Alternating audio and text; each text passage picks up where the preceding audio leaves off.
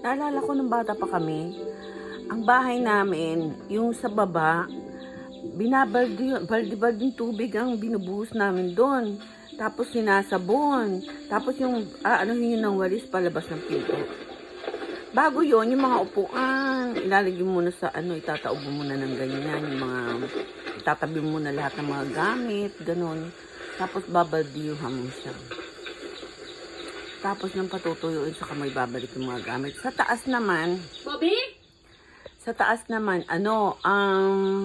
kahoy kasi yung side sa taas. Yung pino-floor wax. Pag wala kaming floor wax, yung mga kandila, lalo na pagkatapos ng, mahal na araw, marami kami pinupulot na kandila, ginagawa namin floor wax yun. Tapos, isang beses yata, isang linggo, pino-floor wax siya, tapos binubunot namin yung kami lahat, 5 kami, kasi maluwag yung na ganyan, di ba? Kami na ganyan. Tapos yung mga pasimano ng bintana,